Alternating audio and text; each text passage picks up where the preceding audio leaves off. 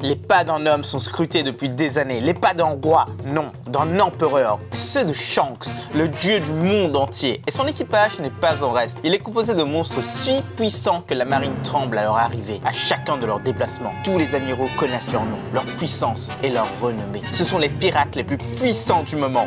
Mais bientôt, ils vont tous mourir.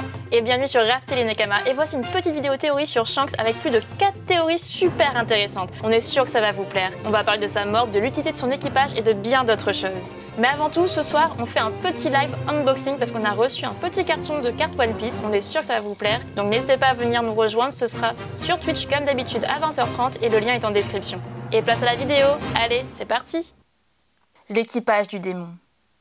L'équipage de Shanks est le tout premier à apparaître dans One Piece. Bon, pas dans l'anime qui a un peu changé le déroulement des événements, mais dans le manga en tout cas. C'est l'équipage qui avait élu domicile à Fushia et qui a grandement influencé Luffy. Tous étaient de joyeux pirates et leur but était encore inconnu. Ils passaient leur temps à explorer et à boire. Pourtant, ils étaient tous capables de se jeter dans la bataille lorsque leur ami était en danger. Shanks en a même perdu un bras, mais c'est à leur retour sur Grand Line que l'équipage prendra sa réputation actuelle, en devenant celui d'un Yonko et en constituant une énorme flotte. Shanks sera même capable de rivaliser avec Barbe Blanche, avec Kaido, avec Akainu, tout en terminant une guerre incroyable. Leur capitaine sera même capable de rencontrer le conseil des 5 anciens. À la fin de Wano, ils seront présents et détruiront Aramaki à distance. Mais ils attendaient une toute autre personne sur place, Barbe Noire. Et enfin, la dernière dinguerie en date, ils ont été attaqués sur Relbaf, qui était venu les voir pour détruire sa flotte. Alors l'empereur est passé à l'action. Il a éclaté en one shot avec une attaque ultime de One Piece, le fameux Kamuzari, le trépas divin. Alors maintenant on se pose tous ces questions. Quelles sont les prochaines étapes et quel est le but de cet équipage? Numéro 1, le défi.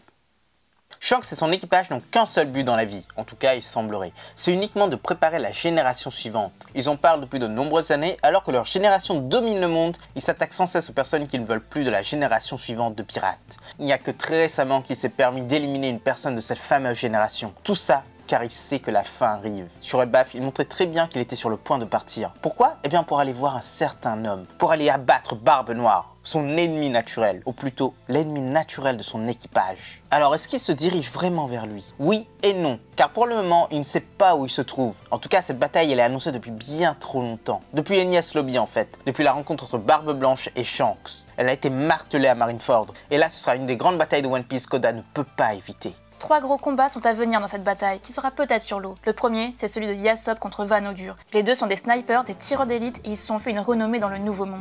Oda a révélé que le père d'Usopp était surnommé chasseur dans le Nouveau Monde. Et c'est un ennemi redoutable qui a fait peur à de nombreuses personnes. On imagine bien que sans acquis de l'observation avancée, il est impossible de lui échapper.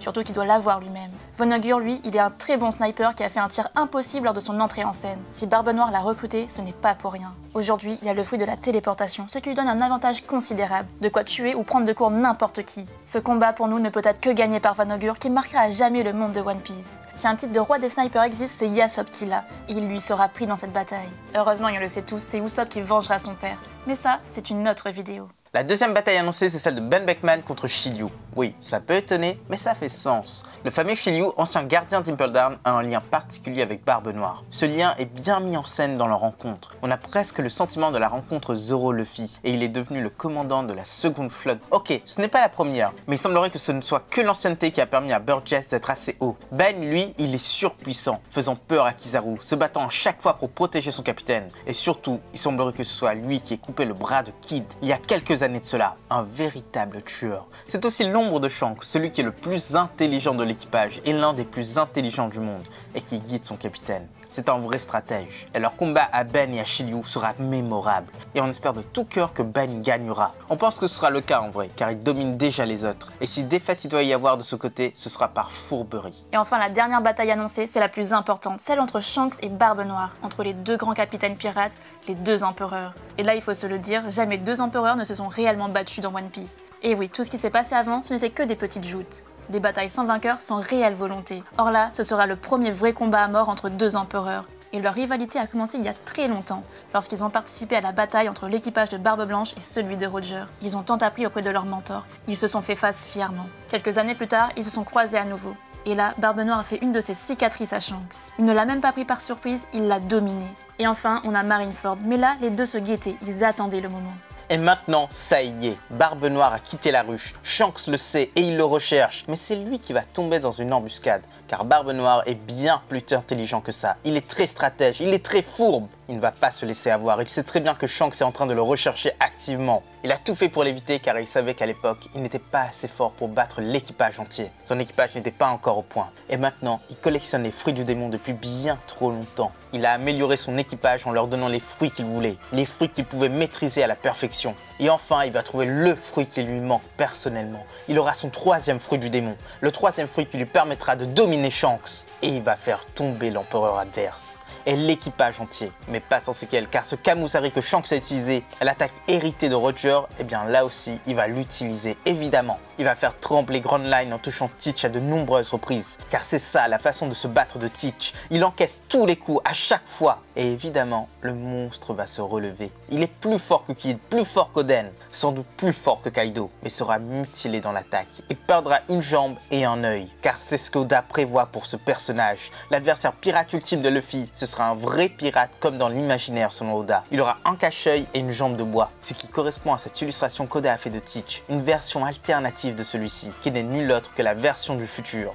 Alors oui, l'équipage de Shanks est voué à l'échec, à la mort, et tout ça même s'il sort son mode démon comme face à Kid, son mode berserk. Et cette première théorie le montre très bien. Shanks est voué à mourir et le chapeau ne lui sera jamais rendu. Tout simplement car ce chapeau ne peut pas faire marche arrière. Il doit toujours être donné à la génération du futur. Roger le savait très bien, Shanks le sait actuellement. Et Luffy le saura bien assez tôt.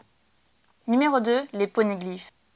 Shanks a fait une déclaration étonnante à Wano. Il a annoncé vouloir prendre le One Piece. Oui, c'est bien une annonce étonnante. Pourtant, il est très proche du but. Lui, en tant qu'ancien membre de l'équipage de Roger, il a entendu pas mal de choses et connaît l'emplacement de nombreuses de ses stèles. Mais par contre, il n'a pas les coordonnées exactes du One Piece. Roger n'était pas du genre à les diffuser. Mais par contre, il est fort à parier qu'il serait celui qui ait déplacé le dernier des poneglyphes rouges. Celui qui était sur l'île des hommes-poissons et il l'a ramené sur une autre île, sans doute sur Elbaf. Azu, il y va quand il veut. Wano et Whole Cake, c'était plus compliqué, mais un homme les a directement livrés à eux. C'était Kid. Lors de sa défaite, son équipage a échangé la vie de leur capitaine contre les copies en leur possession. Et maintenant, il les a tous. Mais que va-t-il en faire? Les collectionner? Eh bien non, car s'il veut le One Piece pour une raison ou une autre, il lui faut une personne capable de les lire. Et les seules personnes capables de faire ça, ce sont Robin et Kozuki Sakuyaki. Mais pour nous, il ne va pas leur demander leur aide, car il existe une autre façon d'y parvenir dans One Piece. C'est la voix de toute chose. Entendre cette voix permet de comprendre les poneglyphes. Roger entendait la voix associée à ces stèles, mais ce n'est pas assez développé. Il y a une troisième possibilité qu'on apprécie, c'est celle des trois yeux. Cette espèce, semble-t-il, serait capable de lire les poneglyphes en éveillant leur œil. Pudding ne l'a pas encore fait, mais s'il y en avait un capable de le faire dans l'équipage de Shanks, un trois yeux qui se cacherait, et ce serait le Kiru, le seul dont le front n'a jamais été dévoilé, et dont Oda n'a jamais changé le design.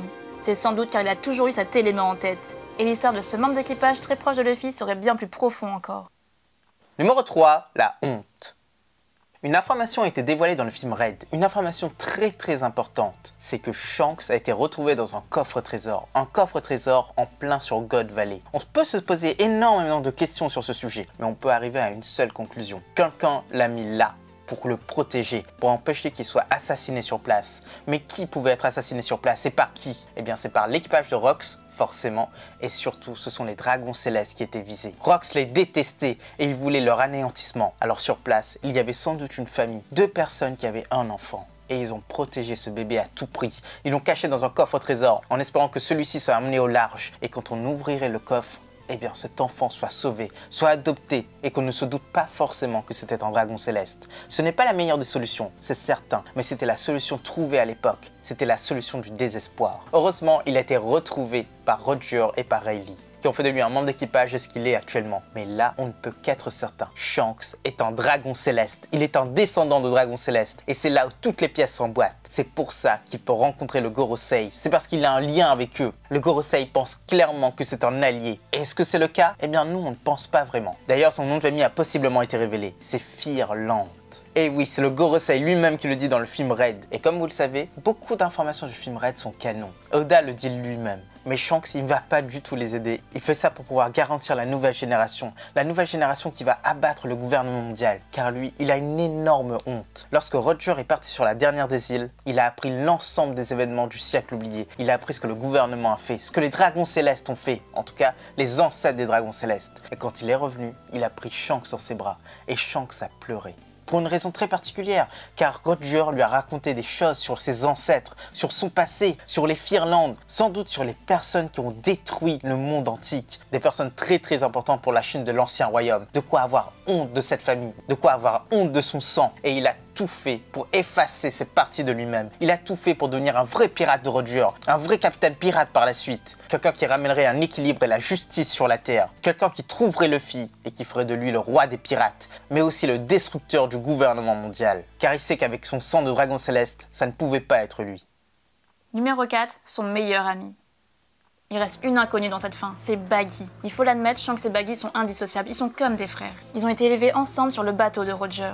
Et même s'ils se sont un peu perdus de vue, il est certain qu'ils sont toujours très proches l'un de l'autre. Alors qu'est-ce qui pourrait se passer pour cette fin? Il est impensable que Baggy et Shanks ne puissent pas se retrouver. Alors pour nous, ils vont forcément se battre côte à côte. Exactement comme le flashback où les deux font face à Barbe Noire. Ce serait vraiment génial d'avoir un combat des 3 empereurs. Avec Baggy le Fake Empereur et sa Crossgill, Shanks le Yonko tant attendu et Barbe Noire le Yonko des ténèbres. Mais tout ça, ce sera pour une prochaine vidéo. Et voilà Nakama, c'est déjà la fin de cette vidéo. On espère que ça vous a plu, donc si c'est le cas, n'hésitez pas à laisser le petit like, à laisser un commentaire et à vous abonner si ce n'est pas déjà fait. A bientôt les accros de One Piece!